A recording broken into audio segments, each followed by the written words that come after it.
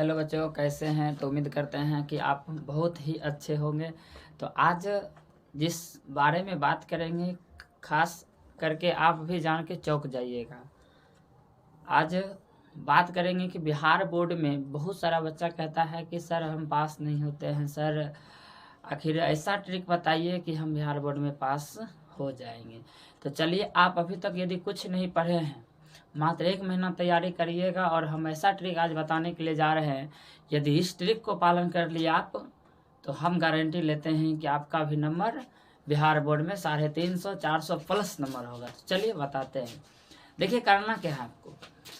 आप लोग को ऑब्जेक्टिव मिलेगा, सब्जेक्टिव मिलेगा, क्वेश्चन पहले मिलेगा ना। उसमें करना क्या है कि जब क्वेश्चन मिलेगा तो आपको 3 स्टेप बनाना है। कितना स्टेप? 3 स्टेप। और ये 3 स्टेप पता है क्यों बनाना है? 3 स्टेप इसीलिए बनाना है कि आप ऐसा नहीं करिएगा कि हम ऑब्जेक्टिव को पढ़ रहे हैं, साथ ही साथ टिक लगा रहे हैं, टिक लगा रहे हैं, टिक लगा रहे, पता चलेगा आप हार्ड हार्ड क्वेश्चन को लगा लिए और जो आसान क्वेश्चन रहेगा आप नहीं बना पाइएगा, क्योंकि तब तक में आपका 50 ऑब्जेक्टिव पुर जाएगा, 40 ऑब्जेक्टिव पुर जाएगा। तो ऐसा नहीं करना है। तो पहला रूल क्या है कि परीक्षार्थी यथासंभव 15 अपने शब्दों में आंसर दे। ठीक है, आपके लिए ऐसा बात बिहार बोर्ड कहता है कि आपके लिए जो है मतलब कि 15 मिनट अतिरिक्त समय दिया गया, आप इसको पढ़िए। पढ़ने के लिए आपको 15 मिनट समय दिया गया, ठीक है। तो हम इसमें 3 नियम बताएंगे। कितना नियम? 3 नियम ऑब्जेक्टिव का और 3 नियम सब्जेक्टिव का बताएंगे ना। तो पहला नियम में क्या करना है आपका? पहला नियम, ऑब्जेक्टिव को आपको जितना भी याद है कॉन्फिडेंस के साथ कि हम 20 सही कर सकते हैं, हम 30 सही कर सकते हैं, और आपको 1 से लेकर 100 तक में आपको जितना कॉन्फिडेंस के साथ बिना कलम उठाए आप ऑब्जेक्टिव को यदि रंग दिए यानी टिक कर दिए, तो आपको निश्चित है कि रंगना भी है। आप उसके बाद गिनिएगा, देखिएगा कितना। मान चलिए कि आपका 20 सही हुआ कॉन्फिडेंस के साथ। कितना? 20। उसके बाद दूसर का स्टेप में क्या करना है? दूसर का स्टेप में आपको देखना है कि अब कितना क्वेश्चन जो है पेन चलाकर यानी कि सॉल्व होगा। मैथ की बात कर रहे हैं, कितना क्वेश्चन जो है पेन चलाकर सॉल्व करना होगा। और उसमें से यदि आपका 10 क्वेश्चन सॉल्व कर दिए तो आपका इधर कर दीजिए 10, यानी कि आपका कितना हो गया? 30। अब कहिएगा कि 20 क्वेश्चन, 20, अभी भी आपके पास 70 क्वेश्चन बाकी है। 70 क्वेश्चन में आपको 20 क्वेश्चन और बनाना है, एक राउंड और बनाना है। और इसमें आपको यदि 5 सही हो रहा है तो आपका हो गया यानी कि 35 नंबर। कितना? 35 नंबर हो गया।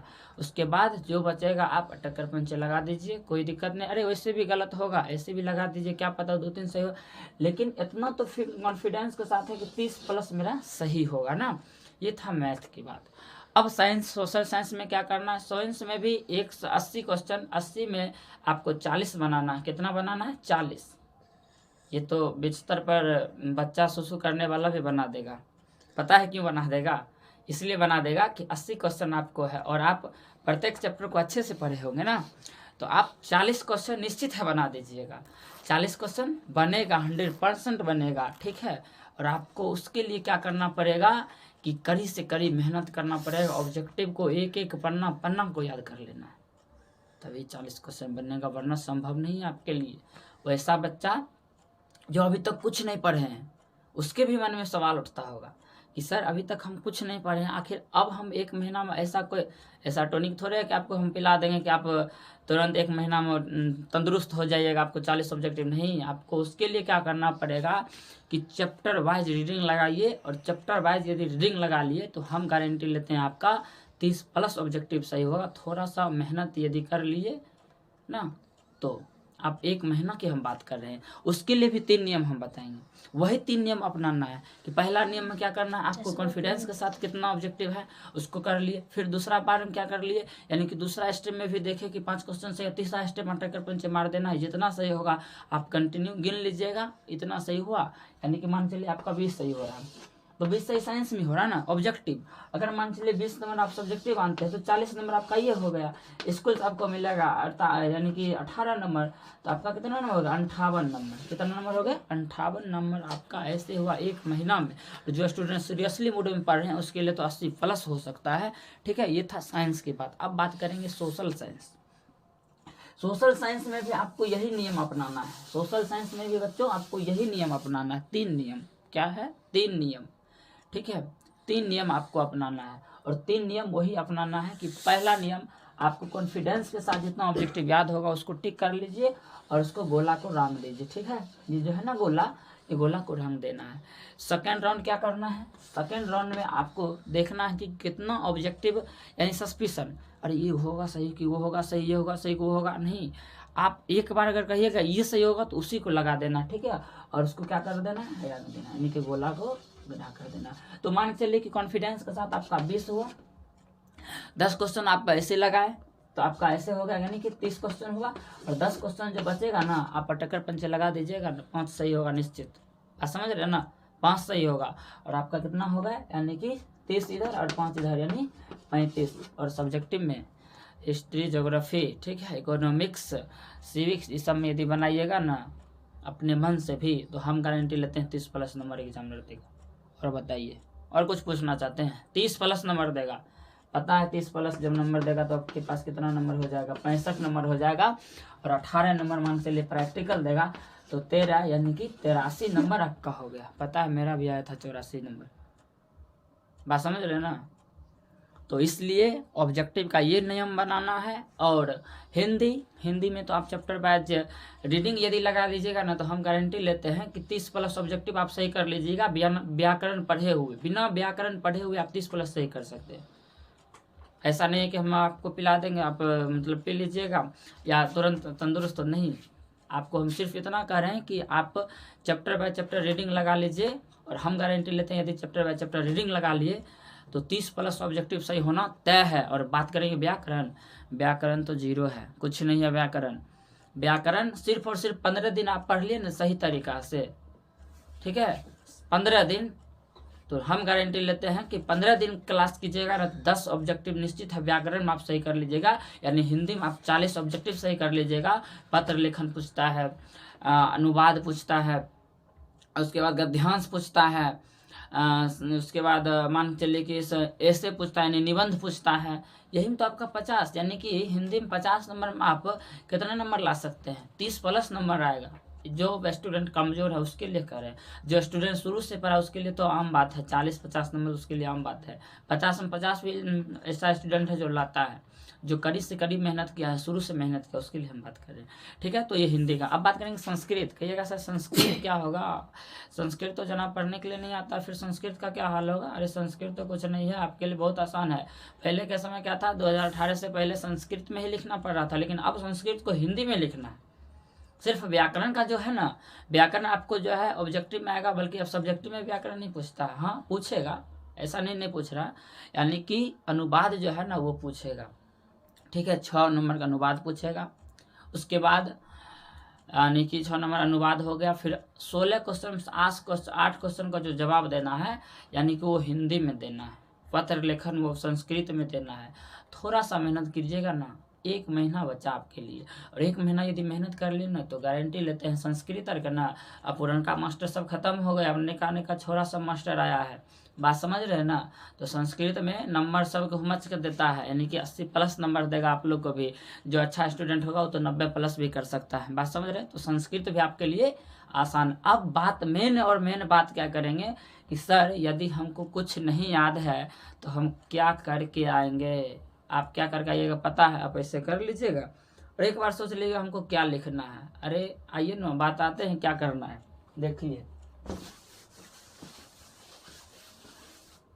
मान के चलिए आपका प्रश्न है पहला कि प्रकाश की परावर्तन क्या है, परिभाषा दे, इसका कितना नियम होता है ना। तो देखिए आपको 2 पेन ले जाना है। कितना पेन? 2। अरे 4 ले जाइएगा ना, कोई दिक्कत नहीं है, आप अपना 4 ले जाइएगा, कोई दिक्कत नहीं है, लेकिन 2 पेन तो रखना ही है। पता है 2 उंगली से आँख फोड़ने के लिए 2 पेन रख लेना, ठीक है।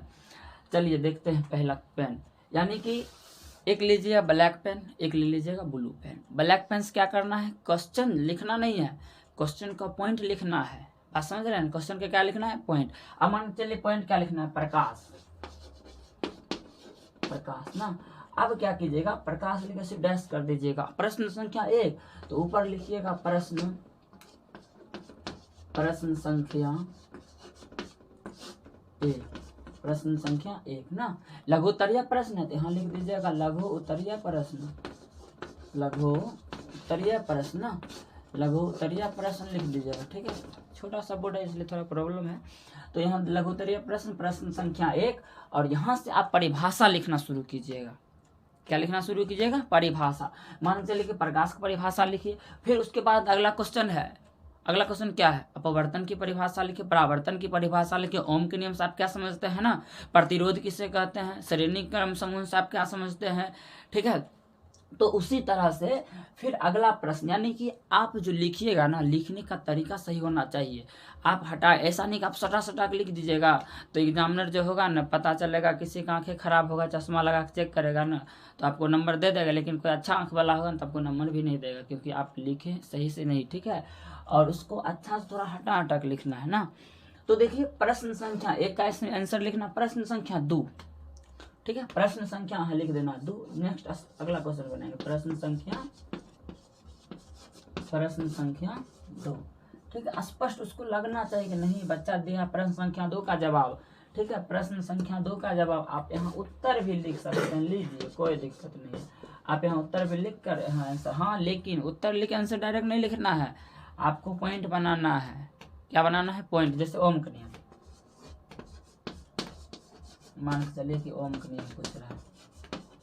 ठीक है, आप लिख दीजिएगा ओम का नियम, लिख डैश कीजिएगा, इसका परिभाषा लिख दीजिएगा। बात समझ रहे? इसी तरह से आपको साइंस, सोशल साइंस में भी ऐसे करना है। ठीक है, और उसके बाद हिंदी में भी पॉइंट बना के, जैसे मान के चलिए निबंध पूछेगा, उसका भूमिका, उपसांश, ठीक है, सारांश, इसका क्या अनुवाद होगा ना, उसको पॉइंट बना कर लिखना है, ताकि आपको जो एग्जामिनर कॉपी चेक करेगा उसको पढ़ने में अच्छा से सहूलियत होना चाहिए। ठीक है, तो वो अच्छा से नंबर आपको देगा, कोई दिक्कत है। चलिए, ये था हमारा सबसे मेन रामबाण, ये था हमारा मेन रामबाण। और इसी तरह से यदि, हाँ एक बात जाते जाते और सुन लीजिए, विभाग का है, वीडियो को पूरा अंत तक जरूर देखिएगा। यदि अंत तक नहीं देखिएगा तो कुछ समझ में आपको नहीं आएगा, बाद में पता चलेगा कि वो मैं गॉड फेल हो गए। नहीं, आपको पूरा अंत तक देखना है वीडियो को। ठीक है, और यदि चैनल पर पहली बार आए होंगे तो चैनल को सब्सक्राइब करें, लाइक करें और दोस्तों में शेयर कर दे। ठीक है, तो चलिए बताते हैं एक अंतिम सब पॉइंट। कहता है कि गुरु सब ज्ञान दे देता है लेकिन एक ज्ञान रख लेता है ना, एक बात को छुपा लेता है और वो बात नहीं देता। चलिए आज हमको आपको हम वो भी बात दे रहे हैं। ठीक है, तो चलिए क्या है, देखिए जो क्वेश्चन आपसे नहीं बनेगा ना, उस क्वेश्चन को भी आपको बनाना है। ठीक है, ऐसा नहीं कि आप नहीं बना, छोड़ के चल आइएगा ना तो वो नंबर नहीं मिलेगा। यदि बना के चल आइएगा तो क्या पता एक नंबर मिल जाए। बात समझ रहे ना? तो एक नंबर के लिए आप सभी को बना के, नहीं हो सकता है 2 नंबर भी दे देगा ना।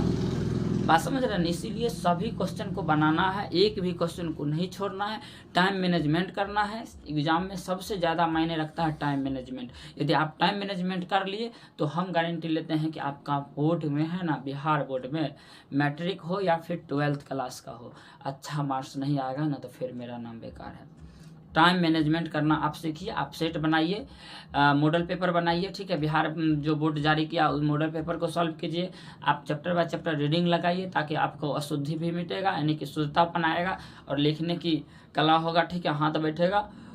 और सबसे अंतिम पॉइंट है कि आप एक भी क्वेश्चन नहीं छोड़िएगा। यदि छोड़ के आइएगा ना तो पछताइएगा, यदि लिख के आइएगा ना तो खुशी खुशी रहिएगा। चलिए, आज के लिए इतना ही काफ़ी है, फिर मिलते हैं नेक्स्ट क्लास में।